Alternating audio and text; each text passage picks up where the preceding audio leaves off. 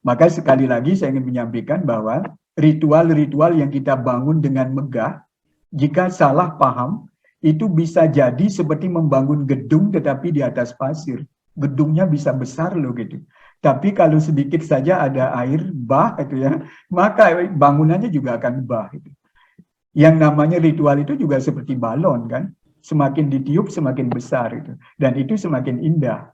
Tapi hati-hati, balon itu akan meledak manakala nanti kekuatannya tidak sesuai gitu. Itu yang saya ingin garis bawahi, Wir.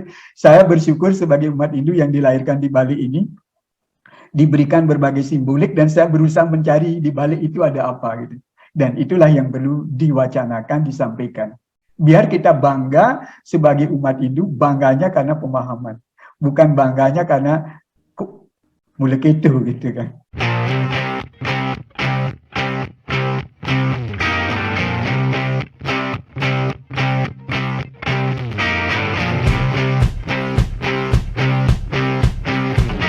Meboye bukanlah kesalahan. Sikap Meboye juga tidak usah terlalu dipermasalahkan. Maka silahkan Meboye jika itu menjadi pintu pembuka dan penyemangat kita untuk mendalami sesuatu lebih lanjut, guna menemukan kebenaran sejatinya. Tetapi jangan pernah Meboye jika Anda tidak mempunyai ulasan dan alasan yang lebih logis untuk tidak mempercayai isi konten video ini. Ini adalah video tentang opini, analisa, dan sudut pandang yang kemungkinan bisa sama atau bahkan jauh berbeda dari apa yang Anda pikirkan. Maka hargai perbedaan dan silahkan tulis sudut pandang Anda di kolom komentar.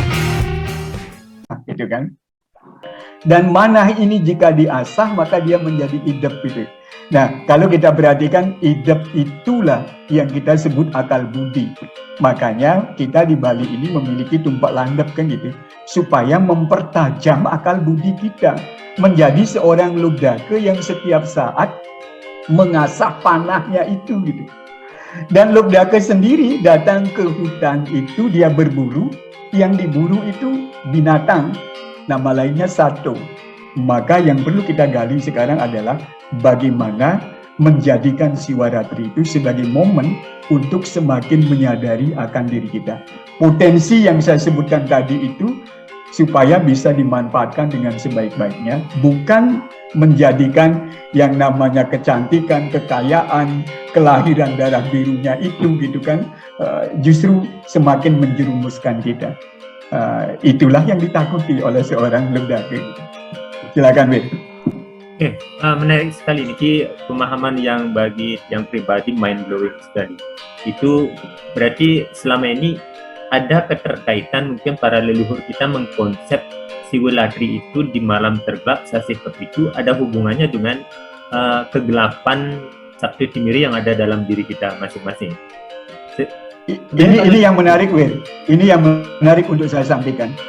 Bahwa konsep yang namanya malam kesadaran itu diajarkan dalam Weda. Terus berikutnya adalah kapan itu dilakukan, itu justru diformat dalam kewilayahan kita, karena geografi kita antara India dengan kita kan berbeda gitu kan. Jadi dia ada di utaranya garis khatulistiwa, sementara kita sebagian di selatan kan begitu. Nilai kesadaran itu tetap ada, cuma momen yang dia pakai justru mengaitkan gitu kan, kegelapan di Buana Agung dengan kegelapan di Buana Alit. Sebentar kita kupas kira-kira apa berata yang dilakukan kan itu.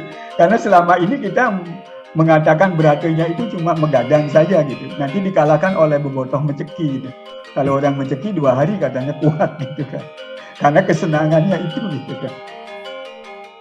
Oke, tadi juga di awal Pak Wayan dapat memberikan statement bahwasanya malam Siwalatri itu sesungguhnya bukan hanya ini saja. Kita lebih condong menyebut malam Sasih Kep itu puncaknya ini sebagai Maha Siwalatri. Karena Siwalatri itu kan terjadi setiap Panglong ke-14 itu. Artinya hampir setiap bulan bertemu dengan setiap bulan. Ya. Artinya begini, kalau yang sadari kita tidak mesti harus menunggu Maha Siwalatri saja untuk mendapatkan perenungan guna mendapatkan kebangkitan kesadaran ini, tetapi bisa setiap waktu. Momennya bisa yang ini setiap bulan bahkan. Ya, oke. Saya akan kupas itu dulu ya. Jadi kalau kita melihat garis besar dari apa yang ada dalam Hindu itu, sungguhnya kan dua sampradaya kalau saya perhatikan. Ada pengikut Vaishnava, itu adalah pengikut Sri Vishnu gitu kan. Berikutnya lagi ada Saiwa, yaitu sebagai pengikut dari Siwa. Masing-masing itu kan punya brata gitu nih. Kalau misalnya Vaishnava penekanannya kan pada brata Ekadasi kan. Itu adalah pada penanggal atau panglong yang ke-11 gitu. Berarti itu tiap bulan ada kan gitu. Terus berikutnya yang di pengikut Siwa gimana? Pengikut Siwa juga punya gitu. Itu namanya adalah Caturdasi atau pengelong ke-14. Itulah yang disebut dengan Siwa Ratri. Nah sekarang mari kita perhatikan. Sungguhnya kalau sudah namanya brata gitu, itu apa sih makna brata itu sendiri itu kalau kita perhatikan. Kita sering menyebut kita tapa brata yoga samadhi kan gitu ya. Kalau berkaitan dengan tapa itu kan kemampuan untuk mengendalikan diri. Tapa. Kalau brata itu adalah pembiasaan untuk pengendalian diri. Berarti bukan sekedar mampu loh gitu, tapi biasa gitu kan. Jadi harus diperhatikan jenjangnya dia sudah meningkat gitu. Jadinya yang disebut dengan brata Siwa Ratri itu adalah pembiasaan supaya kita tetap ada dalam kesadaran Siwa. Kalau sudah namanya pembiasaan ya setiap saat gitu kan. Makanya di Siwa Ratri kan ditekankan ada 3 nih, ada Jagra, ada Upawasa, ada Mona. Mari kita kupas ini.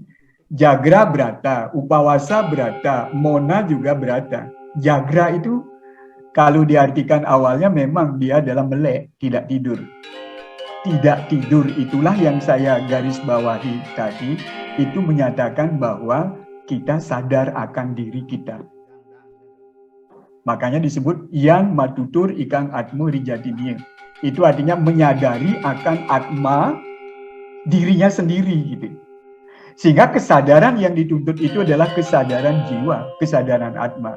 Karena manusia biasanya cenderungnya kehidupannya ada dalam kesadaran raga kan gitu. Kesadaran raga ini kan yang sering membuat kita hidup dikendalikan oleh nafsu. Karena antara pikiran panahnya dari lobdaga itu kan menjadi raja indria dia kan. Kalau raja indrianya ini justru balik dikendalikan oleh nafsunya, oleh binatangnya, nafsu binatangnya, maka orang itu tidak ada dalam kesadaran, tidak ada dalam jagra. Jadi nasihat yang pertama itu adalah lakukan jagra setiap saat gitu. Itu. Berikutnya upawasa. Selama ini kan kita selalu mengartikan upawasa itu tidak makan kan? Tidak makan, tidak minum.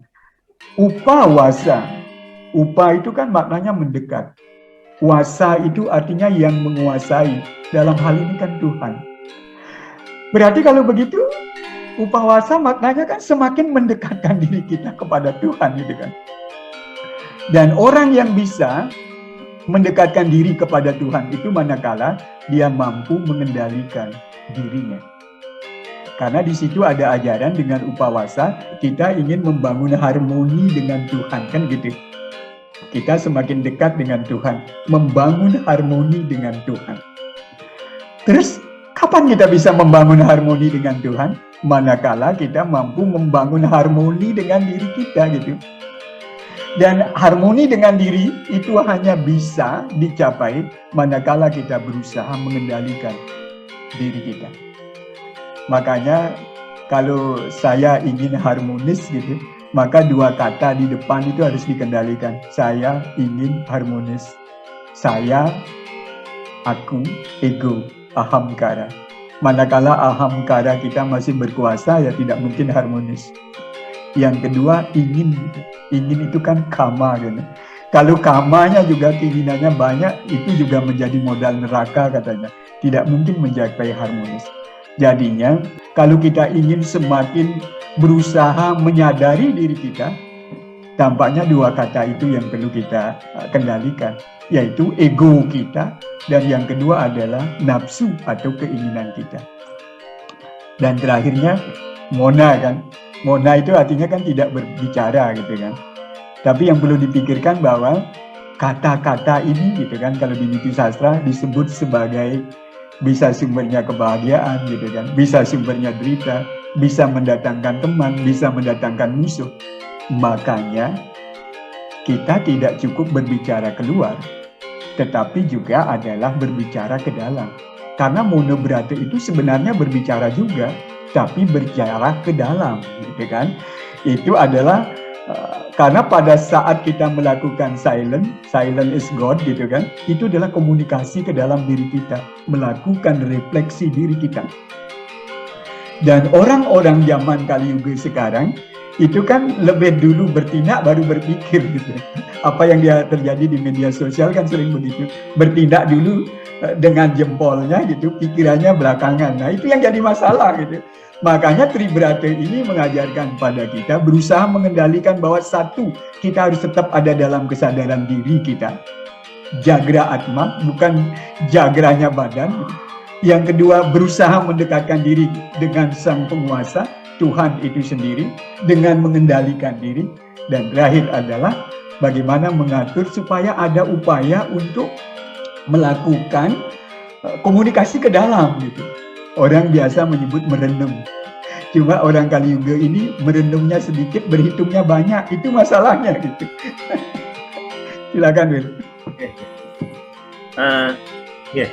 Tadi menarik sekali bahwa tiga berarti yang sering sudah familiar kita dengar pada saat perayaan Mahasiwalatri ini adalah Jagra, Upawasa, dan juga Maunam.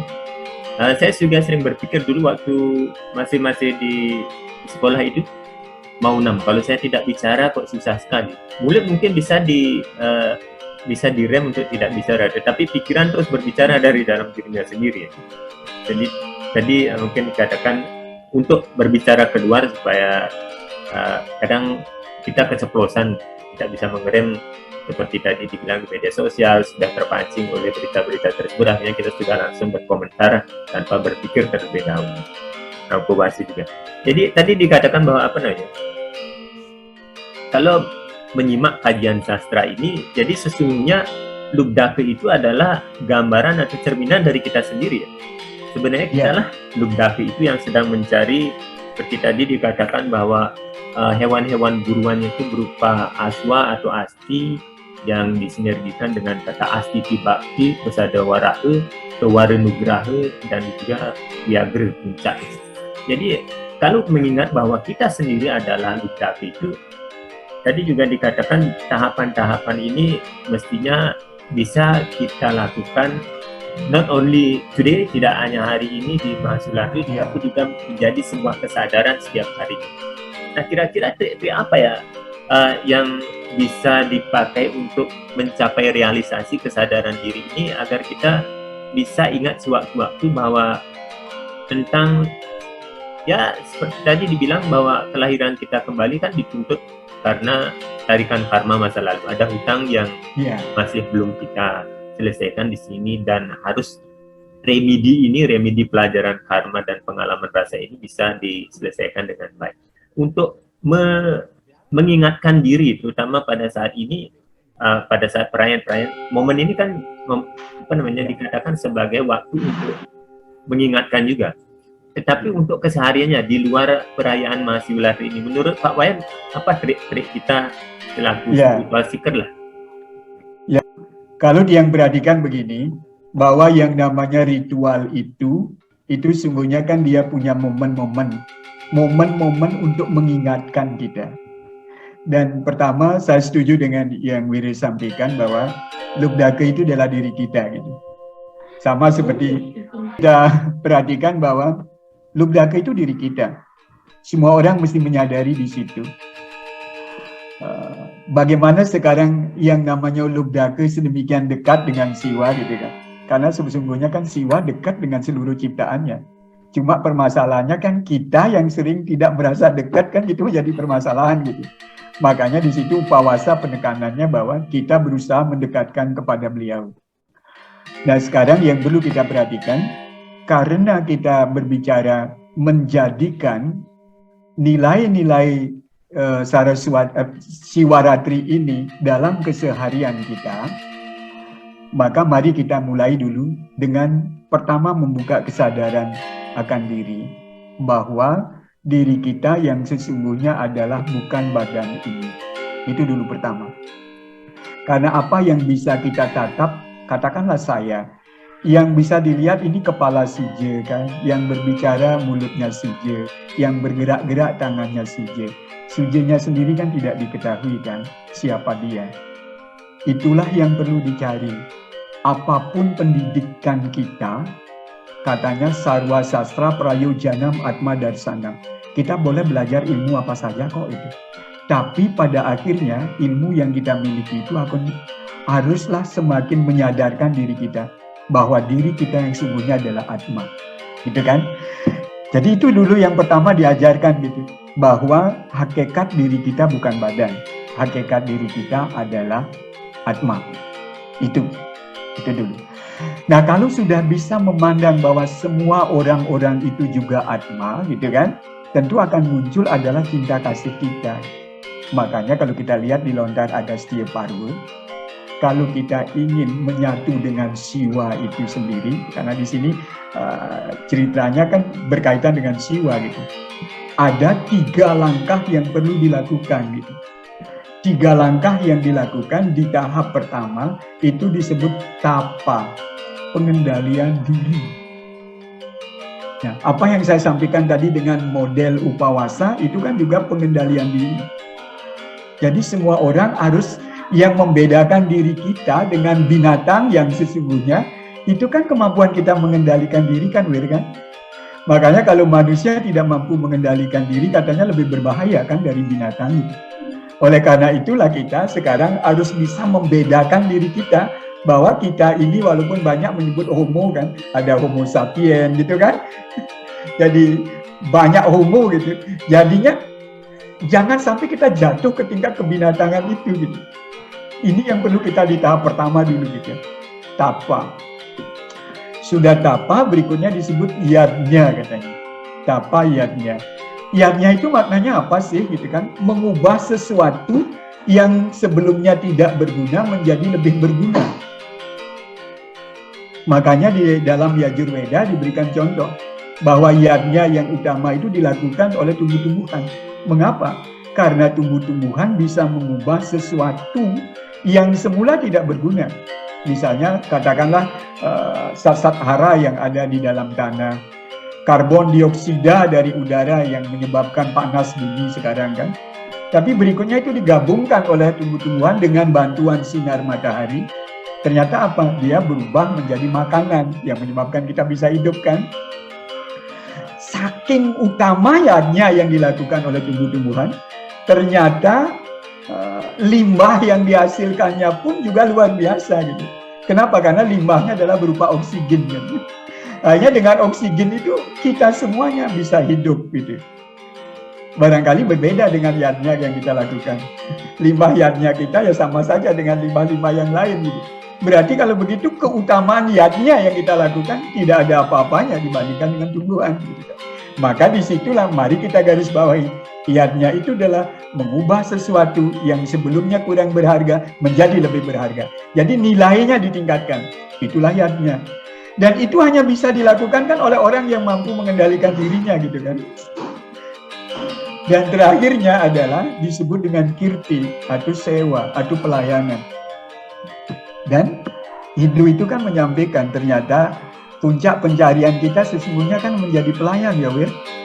Karena para Dwijati, para diksawan gitu kan, para brahmana itu semuanya menyebut diri beliau adalah sebagai sadaka, sebagai pelayan gitu. Jadinya gimana? Supaya bisa kita menyatu dengan Tuhan, justru adalah puncak berikutnya adalah siap kita melakukan pelayanan.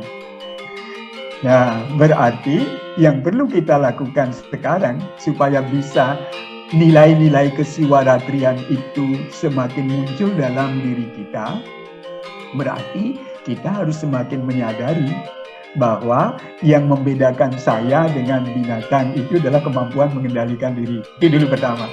Yang kedua, bahwa manah yang saya miliki, itu kan, Lubdaku itu punya panah, adalah untuk mengejar satwin. Budi Satwika yang saya maksudkan. Dia mengejar satu dulu diartikan binatang, sekarang kita artikan panah ini untuk mengejar Budi Satwika. Gitu. Dan itu diingatkan terus-menerus di Bali dengan tumpak landepnya gitu kan. Jadinya adalah mari mempertajam hidup kita supaya kita tetap ada di jalan kebenaran itu. Gitu. Dengan sekali lagi bisa mengenalikan Sabta Timira yang ada di dalam diri kita. Gitu. Karena ini linknya semua seperti itu. Gitu kan. Kalau kita tidak mampu melakukan yang tadi, puncaknya dengan pelayanan, tampaknya kita belum sewa, jauh dengan siwa. Kenapa? Karena masih sawa gitu. Karena kalau sawa di Bali itu sama dengan watangan atau disebut dengan bangke atau jenazah atau mayat gitu. Sayangnya mayat yang masih bisa mengkritik, mayat yang masih bisa nyagur teman gitu kan, mayat yang masih menjelek-jelekan orang gitu. Itu permasalahannya gitu ya. Oke. Menarik, sebuah kalimat bahwasanya untuk bisa mencapai siwa kita perlu melakukan sewa agar tidak seperti sawah. Iya. Begitu bahasanya ya. Karena memang itu dikirti, berarti konsep para leluhur orang Bali terutama itu amazing sekali ya, sudah bagus sekali. Cuma dalam penerapannya kita mungkin karena belum banyak yang mengupas dan menggali makna dari pesan-pesan yang diselipkan dalam ritual ini, jadinya selama ini kita menganggap itu sekedar formalitas saja melakukan, tetapi endingnya karena setelah berkali-kali melakukan kegiatan seperti ini, kesadaran kita tetap jalan di tempat itu. Well, saya ingin menggarisbawahi begini. Saya sering mengibaratkan bahwa ritual itu, sekali lagi ya, ritual itu yang memiliki makna simbolik. Itu saya ibaratkan dengan seekor sapi yang dililit lehernya dengan tali, sudah itu dipatok di tengah-tengah lapangan. Akhirnya dia cuma muter-muter aja di situ kan, muter terus sampai suatu saat dia lelah dan akhirnya dia tertidur. Ritual pun bisa jadi seperti itu. Kalau kita tidak berusaha mencari makna di balik semua itu, itulah yang menyebabkan orang mengatakan bahwa ritual itu mahal, gitu kan, susah beragama Hindu, dan seterusnya, yang tampaknya bisa diberikan makna negatif. Itu terjadi semata-mata karena ritualnya mentok sampai ritual, gitu. Yang menjadi permasalahan adalah sekarang sudah saatnya segala hal yang bersifat simbolik itu, yang bersifat niase itu, gitu kan, itu harus disampaikan bahwa makna atau pesan di balik itu apa, gitu. Supaya jangan sampai kita mengirim surat tetapi cuma berisi amplop saja yang kita terima, gitu ya. Kita sudah bangga loh, saya dapat surat, gitu kan, seperti waktu kecil gitu, karena amplopnya berisi gambar, gitu. Kita tidak pernah membuka amplop itu bahwa di baliknya ada surat, gitu. Nah, inilah yang pentingnya sekarang, bahwa beragama kita sekarang harus memperkuat, oke, ritualnya tetap jalan, tapi pesan di balik ritual itu harus juga tersampaikan. Karena eranya sekarang sudah berbeda dengan era pada saat ritual itu dibuat. Zaman itu zaman penuh dengan keluguan, gitu kan. Orang sudah merasa cocok dan benar, mungkin informasinya sudah disampaikan juga zaman itu, gitu kan. Cuma semakin belakangan informasinya tidak tersampaikan dan terakhir ya kita cuma menerima bungkusnya saja, tidak pernah membuka apa yang ada di dalamnya. Itu yang saya ingin sampaikan, bahwa beragama itu harus mengembangkan wike. Namun saya juga ingatkan jangan sampai dengan wike itu kita pindah, kan itu yang sering terjadi. Nah, itu penyebabnya adalah karena sesungguhnya dia belum mengetahui ajaran agamanya. Maka sekali lagi saya ingin menyampaikan bahwa ritual-ritual yang kita bangun dengan megah, jika salah paham, itu bisa jadi seperti membangun gedung tetapi di atas pasir. Gedungnya bisa besar loh, gitu. Tapi kalau sedikit saja ada air bah, gitu ya, maka bangunannya juga akan bah.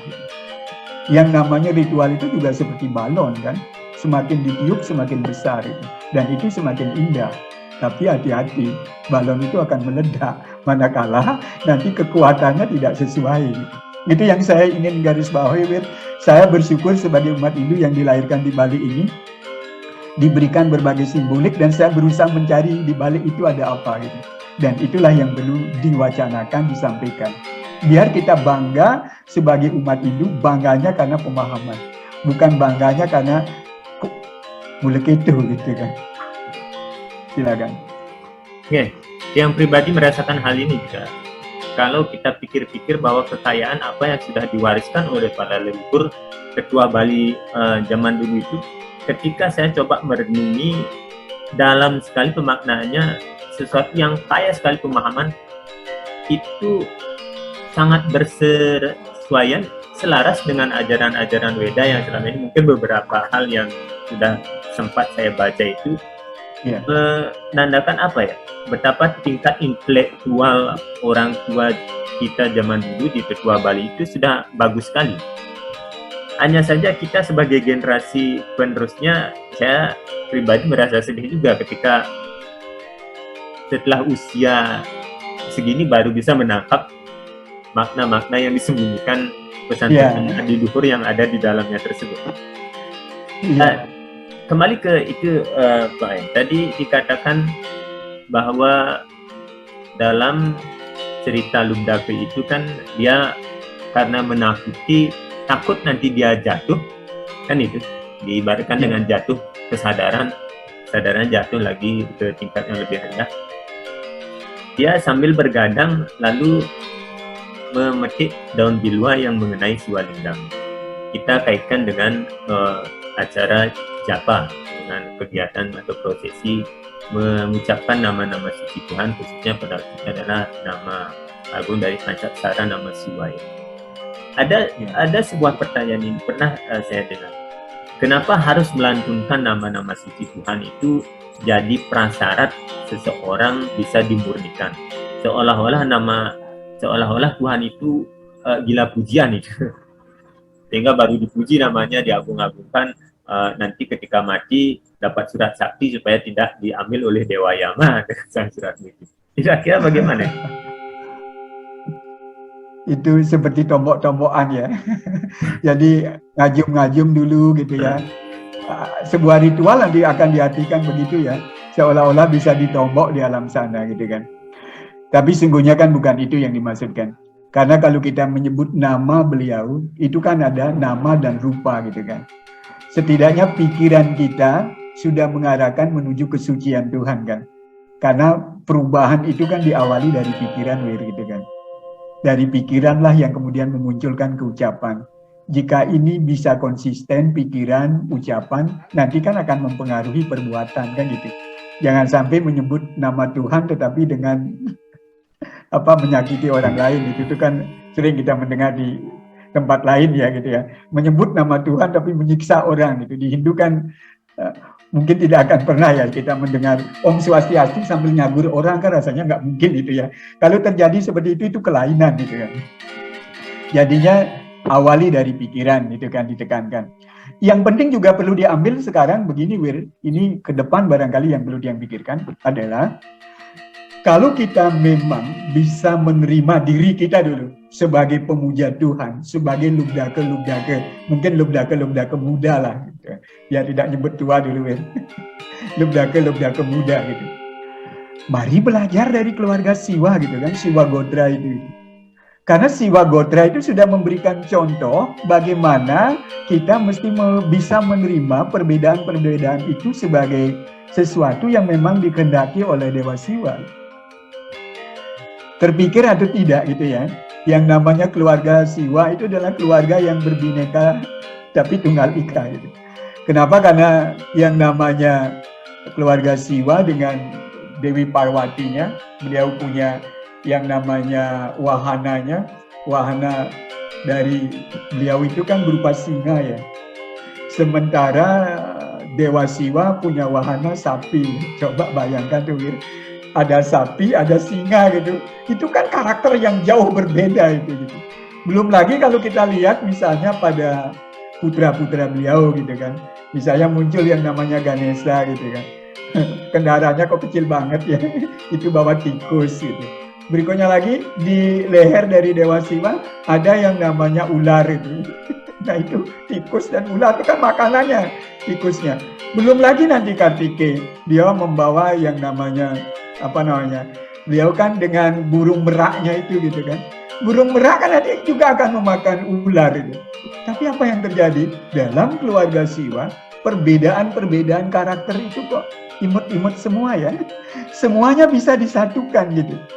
Dan kenapa bisa bersatu dengan perbedaan seperti itu? Karena kesiapan untuk menerima apa adanya. Dan Siwa selalu mengajarkan pada kita, Anda jangan berusaha untuk mengendalikan orang lain gitu. Yang perlu kita lakukan adalah mengendalikan diri kita. Kan itu yang diberikan contoh dalam keluarga Siwa. Sehingga tidak sampai nanti Nandini nanti dimakan oleh namanya singa. Itu kan tidak kan? Tapi semuanya justru memunculkan karakter-karakter yang baik di situ. Maka seperti itulah mestinya kita sebagai putra-putra Siwa, karena dalam pemikiran saya, umat Hindu itu kan putra-putra Siwa, kalau yang pemuja Siwa kan. Sebagai putra-putra Siwa juga mesti menerima perbedaan-perbedaan yang ada, bukan mempertentangkan. Dan itu justru yang menjadi kekuatannya dalam hidup. Siap menerima perbedaan, karena perbedaan itu memang kehendak Tuhan. Dan itu yang mesti dilakukan adalah mengharmonisasi. Sehingga harmonisasi itu sebenarnya dasarnya kesiapan untuk menerima perbedaan. Kesiapan untuk mengendalikan diri kita, bukan mengendalikan orang lain. Itu dari turun-temurun kita sudah diajari, tapi di tahun 2021 kok yang terjadi berbeda ya. Orang cenderung mempertentangkan perbedaan kemasan tampilan luar, tanpa pernah tahu yang di dalamnya apa gitu. Oke, ini hampir senada dengan apa yang juga saya terima tadi dapat yang lihat di YouTube, seorang light bearer guru kehidupan juga mengatakan bahwa 2022 ini kan identik dengan bagaimana kita bisa menerima dualitas. Dua itu kan, Tuhan sendiri adalah penguasa dualitas. Kita menderita cenderung karena kita menolak apa yang sudah seharusnya memang demikian. Dualitas dalam kehidupan ini, kita sering menolaknya sehingga penderitaan itu ada dalam diri kita. Ketika tadi seperti Pak Wayan bilang, bagaimana kita bisa menerima bahwa Rubinide ini tetap memang ada dia sebagai penyangga kehidupan. Mungkin di sana kita bisa memperoleh harmonisasi kehidupan seperti apa yang dicontohkan oleh Siwa Gotra ini, keluarga Dewa Siwa. Indah sekali. Mudah-mudahan apa yang kita perbincangkan pada hari ini tentang pemaknaan dan berusaha menggali pesan-pesan dan leluhur yang diselipkan dalam karya sastra Lubdake di perayaan Hari Siulatri ini bisa membangkitkan kesadaran sebagaimana tadi dikatakan bahwa hari ini selain menjadi sebuah hari perenungan tetapi juga menjadi hari kebangkitan kesadaran spiritual kita bersama. Saya sendiri adalah seorang Lubdake yang sedang, kalau Lubdake zaman dulu mungkin mereka berburu di hutan, tetapi Lubdake sekarang ini hutannya di mana? Hutannya kota, kita berburu dengan banyak sekali. Bagaimana itu ilustrasinya, kira-kira? Ya, memang menarik. Semua orang ingin bertapa gitu nih. Kalau Arjuna dia bertapa ke Gunung Indrakila, ketemu dengan bidadari yang cantik-cantik. Saya juga bertapanya justru di tempat yang jauh lebih bagus dibandingkan dengan Arjuna gitu kan. Apalagi kalau dibandingkan dengan Lubdake yang mengejar binatang buruan dan akhirnya kemalaman gitu. Saya justru berburunya adalah di tempat yang sangat indah gitu kan. Bisa dibidadarinya dalam mahasiswinya kan yang cantik-cantik itu gitu kan. Kalau salah membawa diri maka akan hancur kan gitu. Jadinya disitulah saya ingin sampaikan tadi bahwa peran utama yang bisa kita lakukan adalah jadi pelayan kan. Manakala semua umat Hindu dia bekerja dengan swadharmanya masing-masing, maka di dalam swadharmanya itu pasti ada unsur yang namanya pelayanan gitu. Dan kalau sudah namanya pelayanan di situ, dia bisa melakukan, dia akan jadi orang besar. Dia wajar akan bisa mendapatkan, kan kalau sudah melakukan sesuai dengan swadharma kita masing-masing, wajar kan bisa mencapai setidaknya surga gitu kan. Setidaknya dulu bisa mencapai surga yang kita sebut sebagai alamnya siwaloka kan gitu dulu Wid. Jadi itu yang perlu kita tekankan bahwa mari kita sebagai umat Hindu khususnya melakukan swadharma kita masing-masing, termasuk juga dengan saudara-saudara kita yang umat Hindu yang lainnya. Jangan berpikirlah moksa sendiri gitu ya. Kalau bisa moksanya rame-rame gitu. Jangan ilmunya cuma dipakai sendiri gitu. Karena kalau dipakai sendiri takutnya seperti saudara-saudara kita di tempat lain kan, yang beragama Hindu tinggal yang tua-tua saja. Apa kita ingin begitu gitu.